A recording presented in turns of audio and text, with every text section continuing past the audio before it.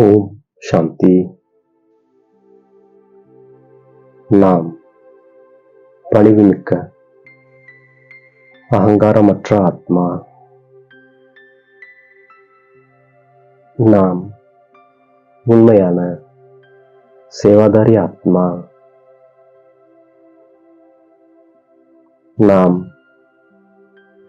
யோசிப்பது, பேசுவது மற்றும் செய்வது என மூன்றையும் சமமாக செய்கின்ற ஆத்மா.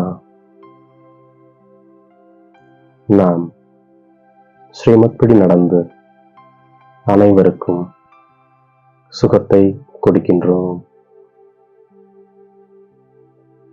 உயர்வானவராகி பிறரையும் உயர்வானவராக ஆக்குவதற்காக உயர்ந்த வழி நமக்கு கிடைத்திருக்கின்றது. இரக்க மனமுள்ள குழந்தைகளாகிய நாம் கிராமம் கிராமமாக சென்று சேவை செய்வதற்கு நம்முடைய மனம் நாடுகின்றது. அவர்களிடம் சென்று மகிழ்ச்சியான செய்தியை கூறுகின்றோம். உலகில் தூய்மை, சுகம் மற்றும் அமைதியின் தெய்வீக சுயராஜ்யம் ஸ்தாபனையாகிக் கொண்டிருக்கின்றது. நாம் ஈஸ்வரிய குழந்தைகள் மற்றும் ஈஸ்வரிய சம்பிரதாயத்தவர்கள். பிறகு நாம் தெய்வீக சம்பிரதாயத்தவராக ஆகப் போகின்றோம். நாம் மீண்டும் 5000 வருடங்களுக்கு முன்பு போல தெய்வீக சுயராஜ்யத்தின் ஸ்தாபனை செய்து கொண்டிருக்கின்றோம். பரம்பிதா பரமாத்மாவே வந்து அனைவரையும் சுகமிக்கவர்களாக, அமைதி நிறைந்தவர்களாக ஆக்கிவிடுகின்றார். தந்தை நம்மை 21 பிறவிகளுக்கு எப்போதும் சுகமிக்கவர்களாக ஆக்குகின்றார். சிவத்தந்தை நமக்கு ஸ்ரீமத் கொடுத்து கொண்டிருக்கின்றார். உயர்ந்ததிலும் உயர்ந்த பகவானுடையது உயர்ந்ததிலும் உயர்ந்த வழியாகும். இப்போது நாம் சங்கமத்தில் இருக்கின்றோம். தந்தை நம்மை மீண்டும் சுகதாமத்தின் எஜமானனாக ஆக்குகின்றார். நாம் தாம் 100% தூய்மையான இல்லற மார்க்கத்தவர்களாக இருந்தோம். அனைவரையும் உயர்வானவர்களாக ஆக்குவதற்கு நமக்கு உயர்ந்த வழி கிடைக்கிறது. நம்முடைய அதே தந்தை நமக்கு ராஜயோகம் கற்றுக் கொடுக்கின்றார். நாம் இப்போது அனைவருக்கும் சுகத்தை கொடுக்கின்றோம். இங்கே நாம் அமைதியாக, குஷியாக இருக்கின்றோம். நாம் மனம், சொல், செயலால் அனைவருக்கும் சுகம் கொடுக்கின்றோம். நாம் அனைவருக்கும் சுகதாமத்தின் வழியை காட்டுகின்றோம். நாம் நடந்தும் சுற்றியபடியும் எழும்போதும் அமரும் போதும் தந்தையை நினைவு செய்கின்றோம். நமக்குள் அபார குஷி இருக்கின்றது. ஏனெனில் தந்தை 21 பிறவிகளுக்கு நம்மை சுகமிக்கவர்களாக ஆக்குகின்றார். இப்படிப்பட்ட தந்தையின் மீது நாம் பலியாகின்றோம். நாம் இப்போது மிகவும் அன்பானவர்களாக ஆகின்றோம்.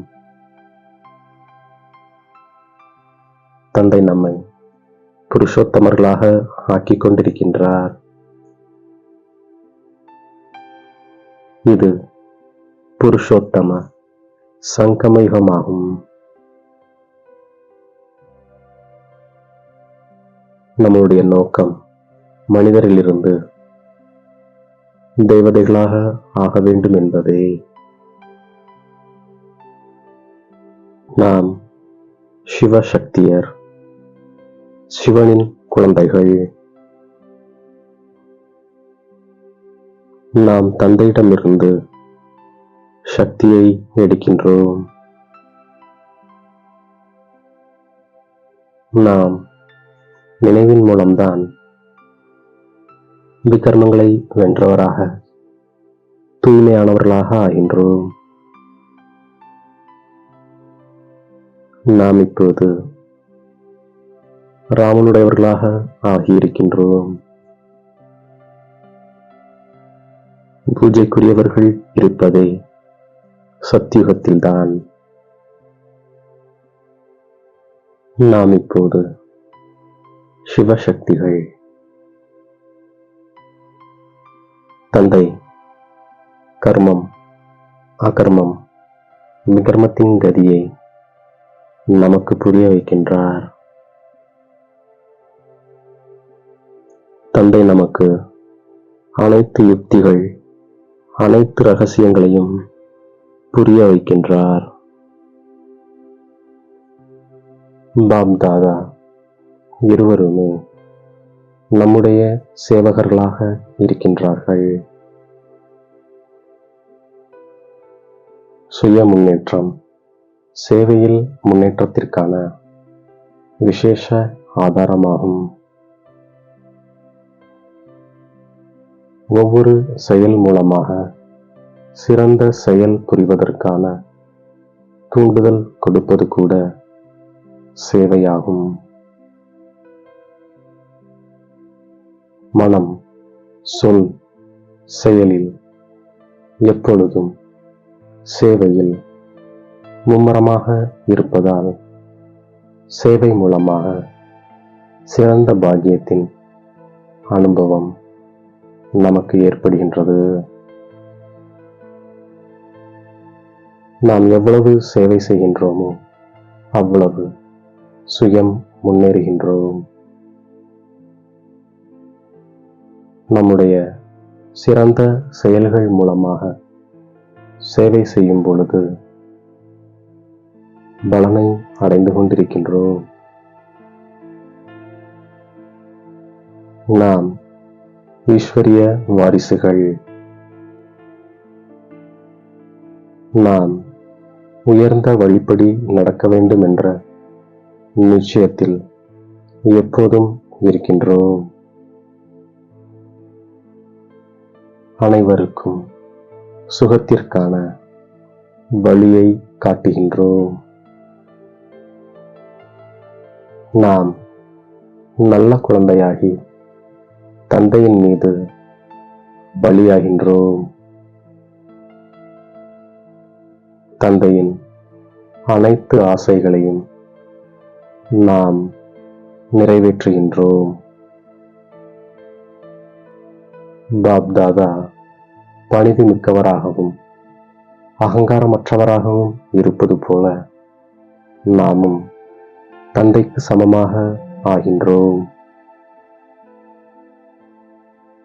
சுய முன்னேற்றம் மூலம் சேவையில் முன்னேற்றம் செய்து கொண்டிருக்கக்கூடிய உண்மையான சேவாதாரி ஆத்மா நாம். தந்தைக்கு சமீபத்தில் வருவதற்காக யோசிப்பது பேசுவது மற்றும் செய்வது மூன்றையும் சமமாக ஆக்குகின்ற ஆத்மா நாம். நம்மை தேடி கண்டெடுத்த இனிமேலும் இனிமையான தாயும் தந்தையும் ஆகிய பாப் தாதாவிற்கு கோடான கோடி நமஸ்காரங்கள். ஓம் சாந்தி.